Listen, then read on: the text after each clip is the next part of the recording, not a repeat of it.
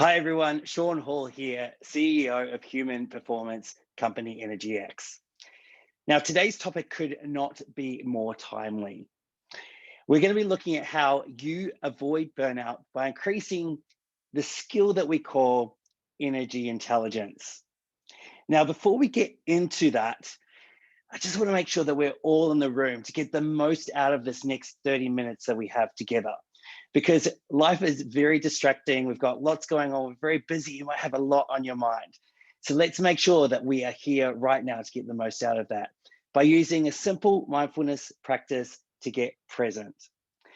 So all I want you to do is to follow what's going on the screen right now.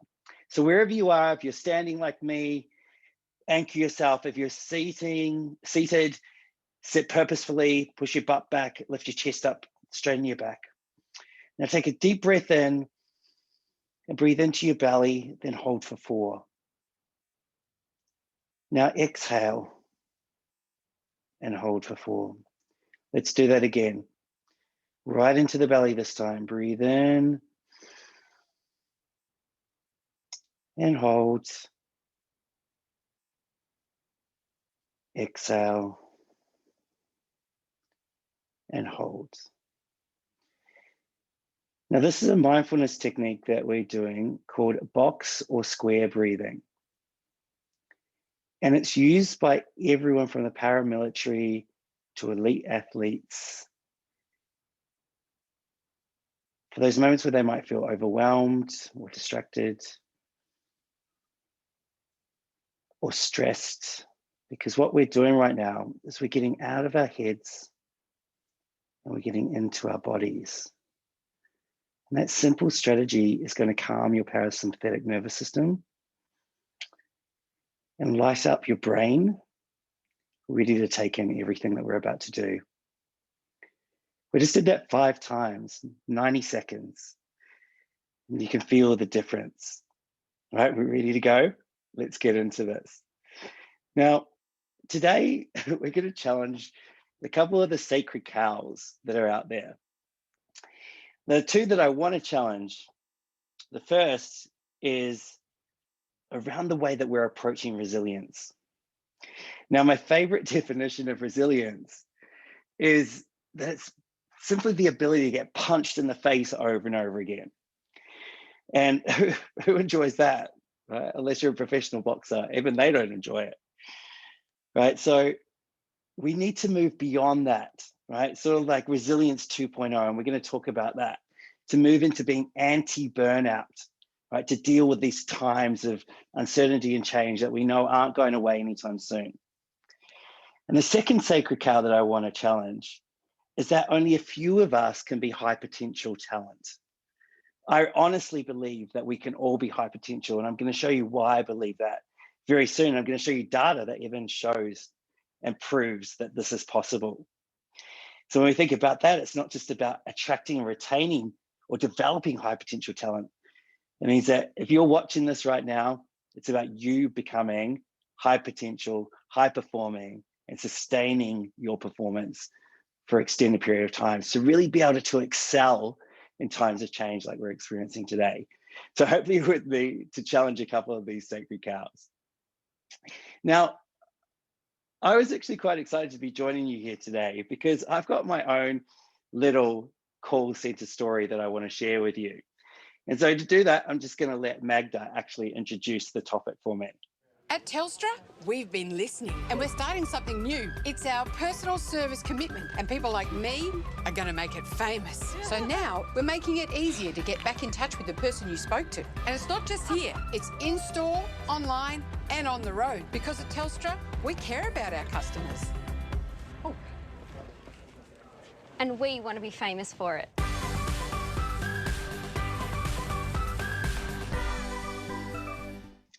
Now, you might have guessed the reason I'm showing you that is because I used to work at Telstra. And I was involved in shooting that ad with Magda Sabowski, where we were trying to make the promise, that old sort of chestnut that you have in a call center, that if you talk to one person, you could easily get back to talk to the same person again. Now, around the same time, I was actually on a leadership program as well. And so I spent some time in a call center. And what I realized was that even though I was KPI'd on that experience because I was head of brand strategy and marketing, I had no control over that experience at all. And what I saw was a whole bunch of people that I would call wizards who were navigating these systems to really try their best to deliver the best customer outcomes. But often, in some ways, they were just sabotaged by the system we gave them. And so we really had to think about what we were going to do differently. And what that led and showed me was that, we're talking about, literally in Telstra's sense, we're talking about millions of interactions every year. And each one of those interactions is energy. So it can either be an energizing experience or it can be an energy vampire experience that depletes you. And unfortunately, a lot of call centers got that reputation of being energy vampires. And we definitely were in that bucket when I was at Telstra. But what this ultimately led me to believe, and actually led me so strongly to believe it, that I actually did a career pivot. So I moved out of the marketing team and I pitched to our chief HR officer at the time that we needed to create a role that was called employee experience.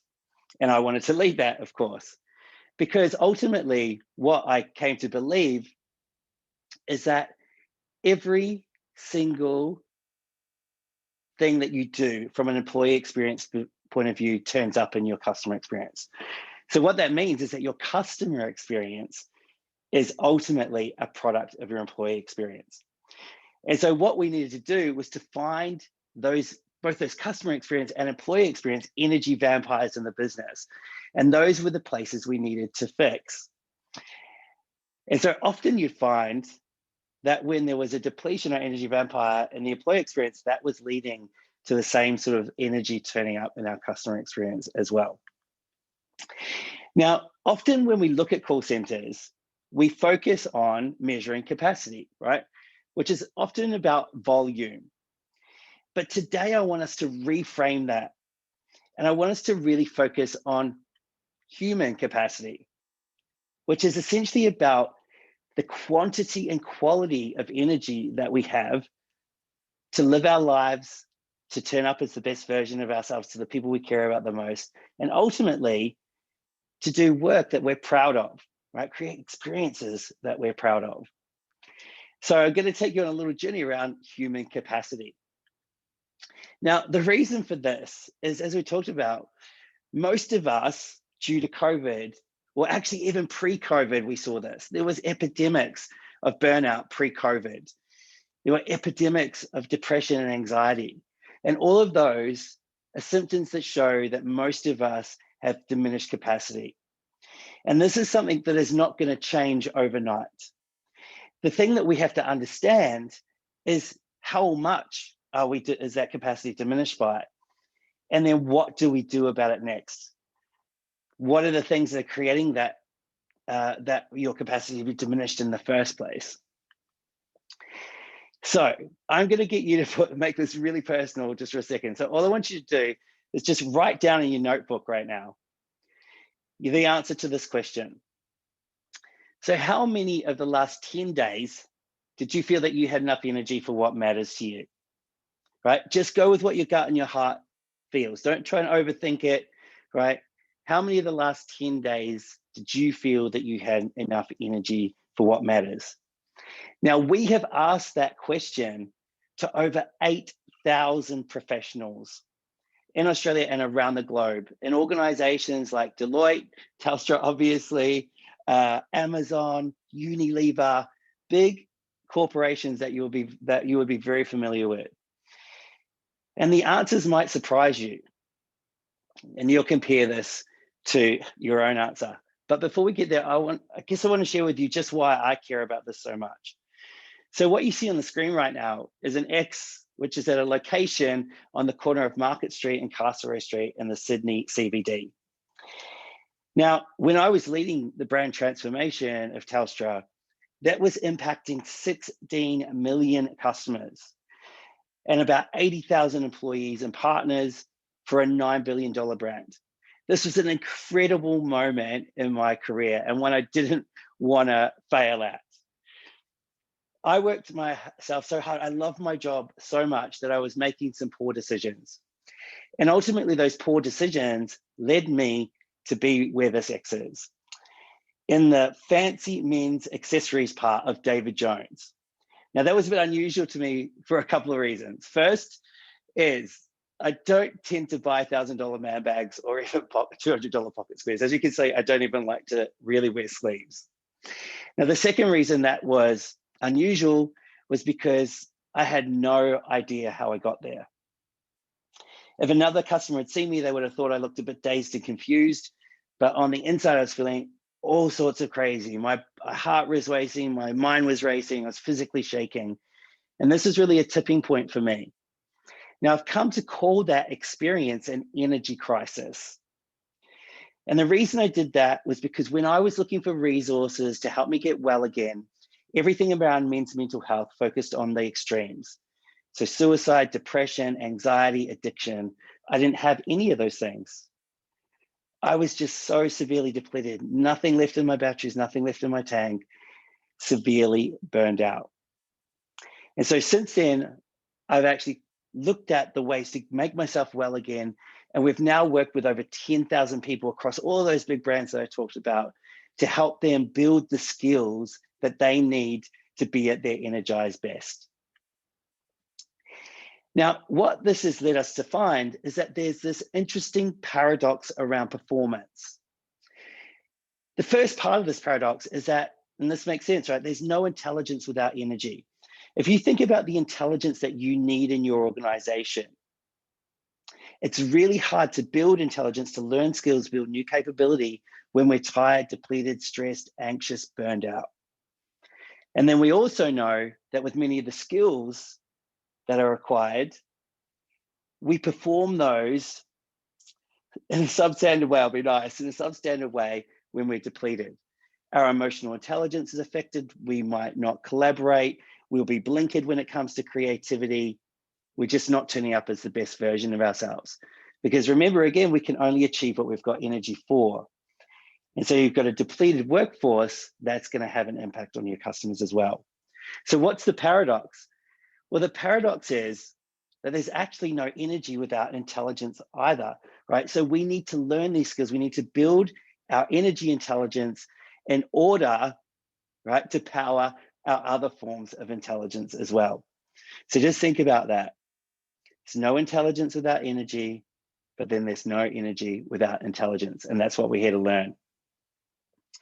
So energy intelligence, or XIQ, is essentially a skill that looks at all of the things that you are making decisions on that are either energizing you or depleting you, and helps you also set new energy goals at the same time. So a good way to think about this, again, coming back to human capacity, is that when we ask you these questions, we'll ask you where you're at today versus where you want to be. So that is a measurement of your current capacity, your current diminished capacity, versus what you believe your true potential capacity to be. And as I said, we've assessed thousands of people using our energy intelligence assessment, which is also endorsed by the University of Sydney Business School and School of Psychology. Now, what we found, and this is one of the gifts of COVID for me, was that my business was completely decimated, to be honest. When about March 16th, I had probably 9 months worth of bookings for running my wellbeing workshops. And then within 2 days and 48 hours, all of that was gone. And so I had to reinvent EnergyX as a completely virtual business, basically overnight. The trouble was no one actually wanted to buy any of that for about 4 months. And so in that time, I thought, okay, well, I can look back at all the data I've collected from all of those 8,000 people that we've assessed, and we can look at where were the high potential, what does high performance look like? And so what we found is a capacity benchmark. We created a capacity benchmark. And what we found is the top 20% of people have 42% more energy than the average, right? The top 20% of people will say they have enough energy 81% of the time, whereas the average person will only say it's about 52% of the time. So that's 42%. So think about that. That's almost 5 extra days a fortnight of turning up at your best, of producing work you're proud of being nice to your teammates and your customers, right? And feeling refreshed and still feeling like you have enough gas in the tank for the stuff that matters to you, right? This can be potentially life-changing for people. And it gives us a new way, a new really human way to look at the opportunity for performance and sustained performance, especially in times like this. Now, the other thing that we've noticed too is that you might find that your leaders are burned out as well. And so often what we're doing in times of crisis is we're putting more weight on leaders at a time when they're already burned out. So we've got a whole bunch of burned out leaders leading burned out teams. So here's what I want us to think about doing here today. How might we take weight off the shoulders of leaders, take some worry off the shoulders of leaders instead of burdening them with even more? That's what we want to do. The second question we've been looking to answer is, what if we have no time to do this, right? This is always the number one barrier that we face in terms of looking after ourselves. And I know, especially when I was working at Telstra, when I was rolling out the brand, I went to all of our call centers to share what the new brand would look like. And because everybody it was such a time poor environment, I basically just sat in the lunchroom and just did little mini 10-minute briefs on the brand so that people could just jump in and get an opportunity to do that in their huddle or their lunch breaks. So how do we overcome those two barriers? Our leaders are burned out. We want to take some weight off their shoulders. And what have we got no time? Well, I want to introduce you to Frankie. So Frankie is an artificial intelligence coach, a coach that we believe we all deserve. What Frankie does, and you're seeing the demonstration coming up here on the screen right now, is that Frankie simply interacts with you. And so what you're seeing here is a web widget version. However, Frankie can also be delivered via SMS, via WhatsApp, by MS Teams, by Workplace, and even by Slack, right? So wherever your people are, we're going to meet them there. Now, what Frankie does is take you very simply through a short assessment that we've honed down through all of that experience that literally takes only 5 minutes. In that 5 minutes, we're asking you a series of questions where we're saying, where are you at today on this particular point? Where would you like to be? And with that data, we are then able to work out the correct program, the correct personalized program just for you. And when I say just for you, I really mean it. With the algorithm we've built, we will be able to offer 5.7 million unique programs. So not only do you get a coach that you deserve, but you get a program that's specifically tailored to your context. And this is what's so important about building this anti-burnout capability, about learning how energy intelligence can actually take us to— Hi, Sean Hall here, CEO of EnergyX. First of all, that's me again, right? So what Frankie then does is takes that data and then personally curates for you a 100-day program of micro skills. So you'll see the results page here. And then when we click on the curriculum, what you see is that you're going to see a specially curated curriculum based on your data. Now, this is basically made of two things. First is micro coaching sessions. These are the places to start, because when you think about overwhelm and you think about burnout, they're very linked, right? So when we're burnt out, we feel very overwhelmed and we feel like we need to change everything in our lives. So what we need to do is very empathetic to people and what they actually have the capacity to learn and practice. And that's why the curriculum is simply made up of a mini coaching session, which zeroes in on the most important thing to be learned and practiced right now. Immediately after that, you're then put into a 10-day behavioral change challenge, right, to embed that skill. And again, it's the one thing that you should do. Then we give you a few days off, and then we go to the next skill. So have a think. What do you think? How much time do you think this would take you to complete, right? So it's a 100-day program, but it actually only takes 10 minutes a fortnight, right? And it's where you're at in your hand, whatever platform that you're choosing to use, right? And this is the thing that's super important. Micro skills, learning at the pace of work is super important in terms of the skills and the jobs that we're creating these days. So the best thing, though, of course, is the results. Now, we were very lucky over last year in the lockdown to look after 400 people in Victoria through the most brutal lockdown that the globe had seen at that time. What you see on the screen here, and this really was our philosophy, is like, how do we measure success for this? And I encourage you just to take a picture of this or a screenshot right now, but there's two of our results that I really want to focus on.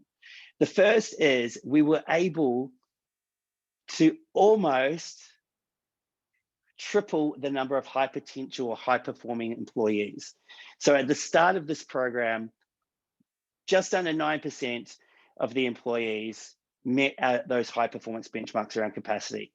We got that to 27.5% in just 100 days, right? So imagine what difference that makes in total in terms of the collective energy of the people. The next thing that we wanted to really focus on was the risk side of things. So we know that depression and anxiety, burnout are all things which have been exacerbated by the pandemic.